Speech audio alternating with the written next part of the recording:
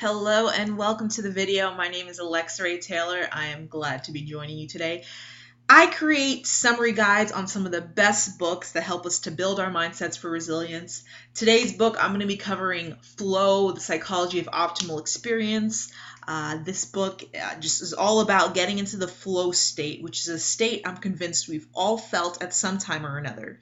But I'm going to teach you today how you can recreate the flow state so that you can selectively choose when you want to go into it. It's actually a really amazing concept. The book is really great. I created a summary guide to just dwindle it down to the core information, the information that makes a difference. So if you would like to go ahead and purchase the book, click on the image or visit the description box below. There will be a link to the Amazon product page.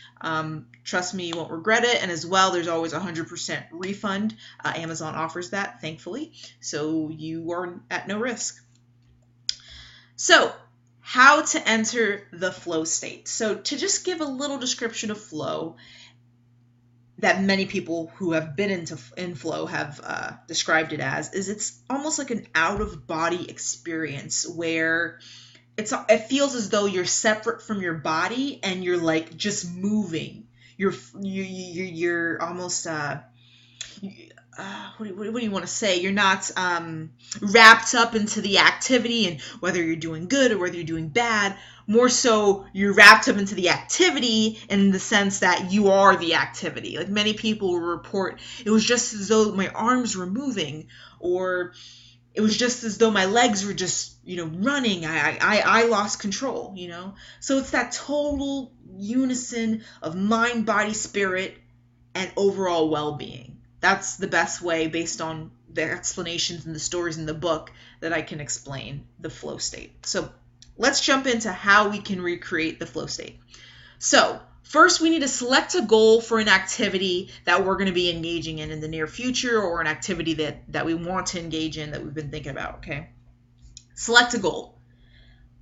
What the author does in this book is he really drills on the importance of goals. We have to have something apart from our present situation that we're striving for. Okay, the goal must follow the following criteria. So I'm going to list some criteria that the goal must have for it to be effective. The goal must be attainable. You must be able to attain this goal. It can't seem so far out.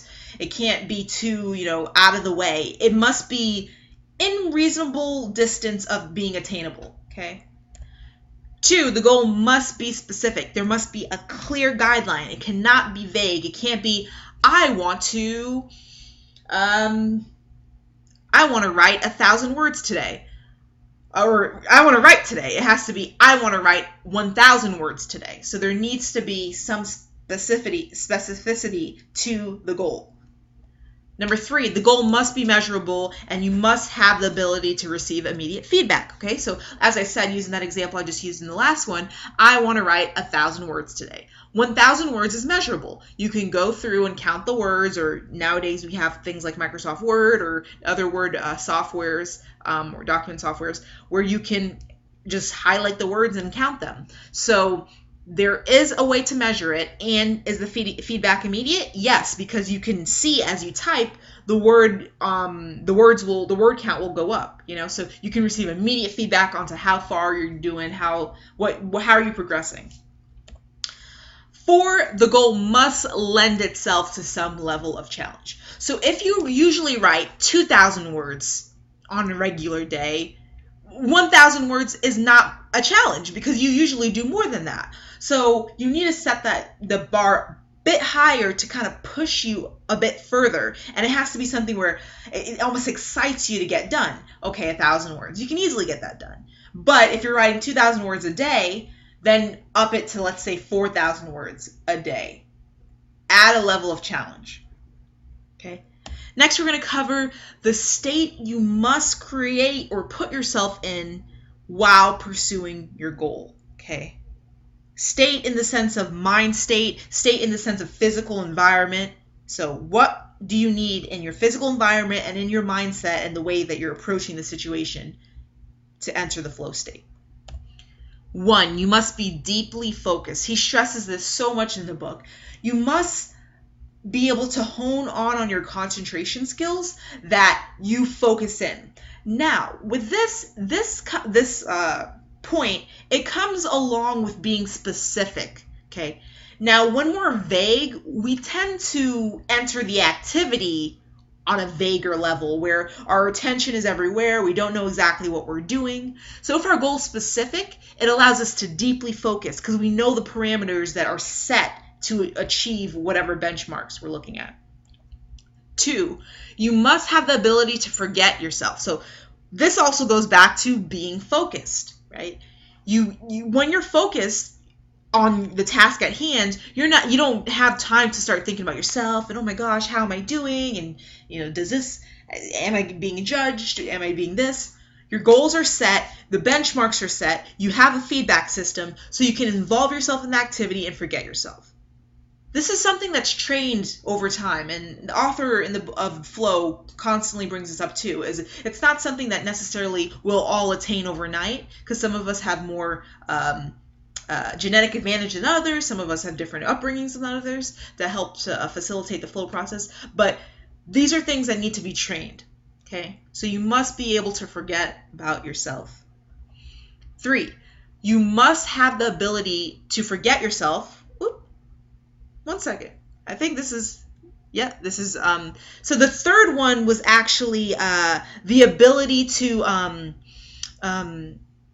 feeling like you have some type of control of the situation. So you want to be like, this also goes back to the attainable. The first one that we had talked about when we were saying what the goals, the criteria for the goals, is you need to have ability, you need to feel like you have the ability to control and manipulate the situation. If you feel like you have no control, you're not going to try as hard, and when you're not trying as hard, you won't get that full like laser focus that allow you to get into the flow state. Okay, so the advantages of flow, I wanted to cover that. Some of the advantages that were discovered, just as the author Mihaly, I'm not sure how you say his name, just as the author was describing in Flow, some of the advantages that he's found is greater feelings of fulfillment. And in the book, at one point, he talks about there's a difference between fulfillment and pleasure.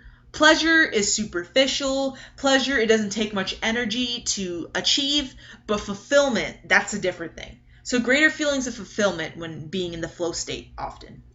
More effective. When you're in the flow state, remember we said concentration was one of the key factors. When we're in the flow state, we're concentrated, therefore we're going to be more effective. Self-containment. This is the ability to be one with yourself in the midst of anything. You don't need excessive or external stimuli in order to have a rich life. Okay, so you're self-contained, you're independent, you're self-reliant. Okay, and the ability to withstand adversity. So another advantage, the ability to withstand adversity. And in this way, you're able to develop the ability to withstand adversity because you learn how to control your state and how to control different situations that you're put in. So when you set goals, and the same thing goes back, we're going to apply all these principles when we're in an adverse situation. We're going to set goals, you're going to be specific on the goals, we're going to find ways to obtain feedback from this adverse situation. Same things apply. So those are the 4 main advantages that was described in Flow. There were a couple smaller ones, but those are the 4 main ones. This is a really great book, as I said, and I have the summary guide. It's available on Amazon. Go ahead and check it out. Trust me, you really won't regret it. This book has really, really helped me. It's probably on my list of one of the best books that I've read this year. So thank you for watching. As usual, if you enjoyed these videos and you want more, go ahead and subscribe, and I will see you in the next video.